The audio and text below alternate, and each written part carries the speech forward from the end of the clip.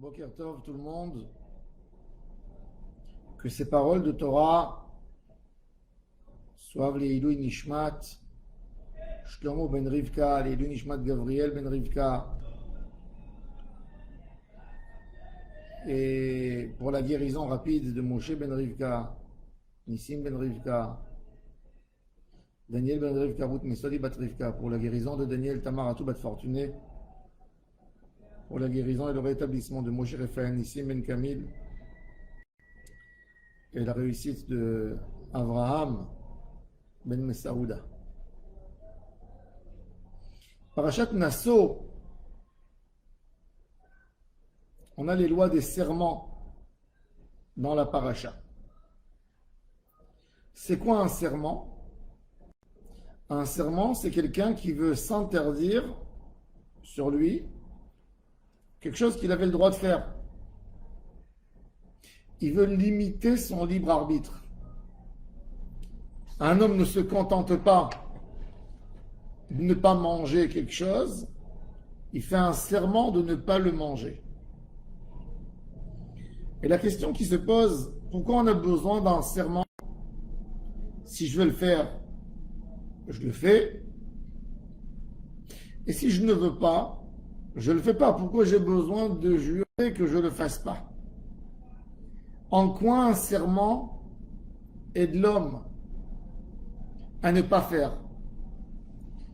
Si ça dépend d'une volonté, c'est une volonté, elle est là. Et si je transgresse, si je fais quand même, c'est moi qui m'ai interdit et puis c'est moi qui casse le mot que j'ai dit. En quoi, du fait que la personne fait un serment, ça l'aide à ne pas faire? Alors il faut savoir qu'il y a un grand secret dans le serment. Rabbi Nathan, dans l'écouter à l'achot, l'écouter de Kota Shachar, il dit quelque chose d'exceptionnel à propos du serment.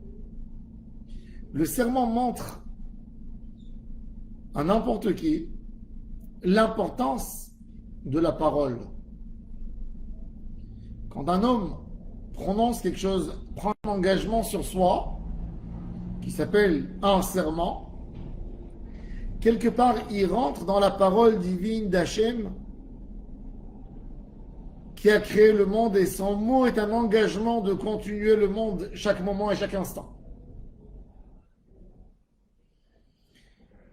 Tellement il est important le mot de l'homme qui devient exactement comme un des 613 lois de la Torah, une des mitzvot.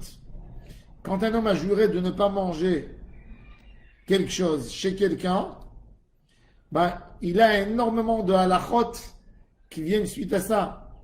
J'ai pas le droit de manger, est-ce que j'ai le droit de sentir l'odeur, est-ce que j'ai le droit de prendre la nourriture et de la donner à quelqu'un d'autre, etc., etc. De tirer profit, c'est quoi un tirer profit, c'est quoi ne pas tirer un profit?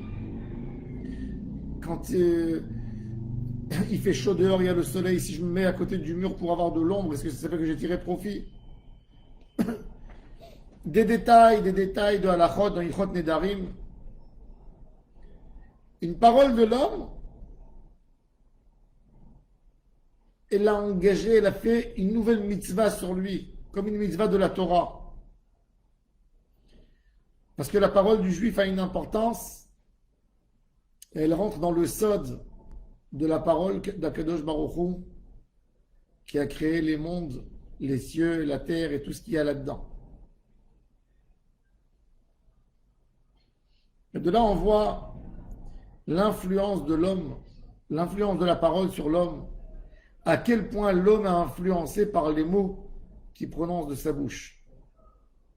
Un homme qui fait une tefila, une prière, avec une grande kavana, ou qui fait Hitbo des doutes et qui parle avec Akadosh Baruch Hu, il ne peut pas s'imaginer l'impact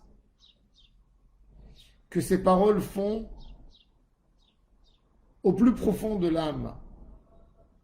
Elles influencent son âme, elles influencent son subconscient sans qu'il soit conscient de ça. Mais elles sont influentes.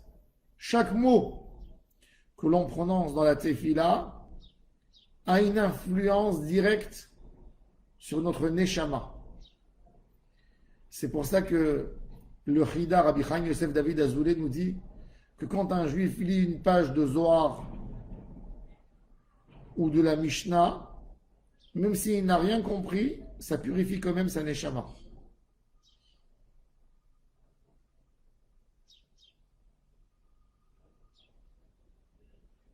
La parole, la parole, si on regarde la parole dans le sens profond de la parole, c'est le libre arbitre d'Hachem qui s'est exprimé en mots et en paroles pour créer le monde. Akadosh Baruch Hu a voulu créer le monde avec tout ce qui existe dans le monde. Et dans la Torah, quand on parle de la création du monde, la définition de la création, c'est Vayomer Elohim. Dieu a dit Berasara Ma'amarot Nivra Olam. Le monde a été créé par une parole. Baruch She'amar Ve'aya Olam. La rétractation divine s'est faite avec une parole. C'est-à-dire que le libre arbitre d'Akadosh Baruch Hu s'est manifesté en parole. Cette force de parole existe chez l'homme, puisque l'homme a une partie divine en lui, et quand il s'interdit sur lui, quelque chose qui lui a été autorisé, Minatora, il rentre dans l'idée du libre arbitre et il rentre dans la racine du libre arbitre, ce qui arrive à l'influencer et à lui donner un courage, une force pour militer contre le Yetzer Hara. Ça, c'est la force de la parole. Et c'est pour ça que quand quelqu'un fait un serment, il a une force de lutter contre Yetzer Hara. C'est ce qu'il a dit David Amelech. La Gemara dit dans le traité Nedarim que d'où on sait qu'on jure pour faire une mitzvah.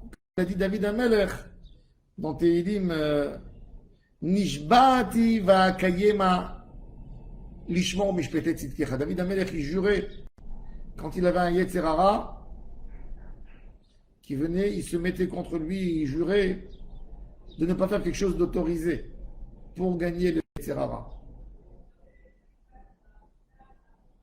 On a vu dans l'histoire que nous avons lue, la fête de Shavuot qui nous a précédé, il y a Ruth qui descend dans les champs la nuit et qui s'approche de Boaz et lui dit « Couve-moi,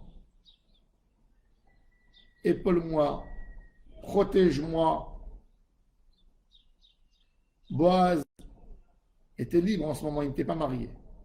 Elle aussi, elle n'était pas mariée. Et Boaz avait peur du Yetzer Hara.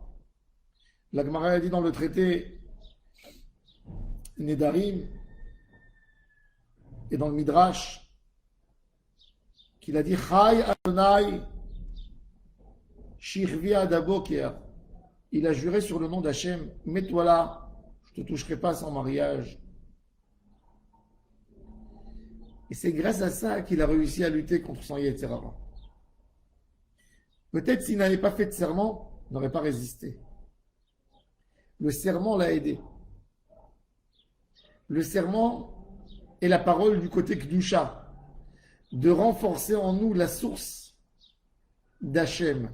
Le monde a été créé en parole, et quand j'utilise une parole pour la donner à Hachem, je me colle complètement au Créateur, au plus haut niveau de la parole, qui a atteint le libre arbitre. Un enfant n'a pas de libre arbitre tant qu'il ne parle pas. L'animal n'a pas de libre arbitre parce qu'il ne parle pas. Le dibour, la parole, c'est le secret du libre arbitre, c'est le secret de la chokhma.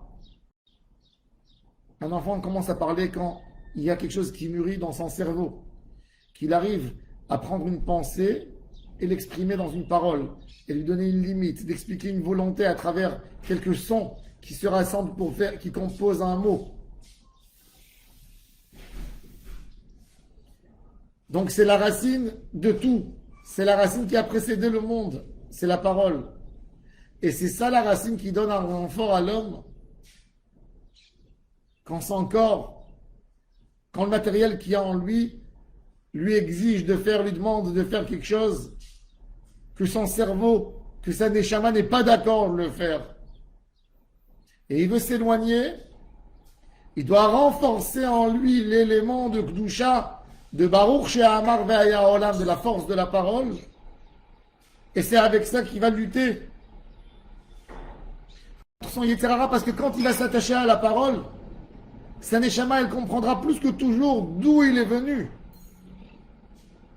de quoi il s'inspire, de quoi il prend toute sa force.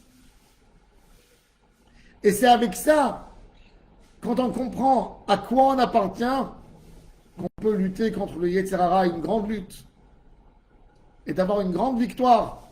C'est ce qu'il dit Rabbeinu, et c'est ce qu'explique Rabbi Nathan dans l'écouter à Alachot, Ilchot Birkot HaShachar, évidemment, qui prolonge. On va parler, nous, d'un autre aspect aussi, Bezrat Hashem, dans d'autres jours, comment le Neder, le vœu, le serment, il est lié à une Emunat Chachamim, mais c'est déjà un autre sujet. Baruch Adonai Leolam, Amen, Amen. Je vous souhaite à tous et à toutes une excellente journée.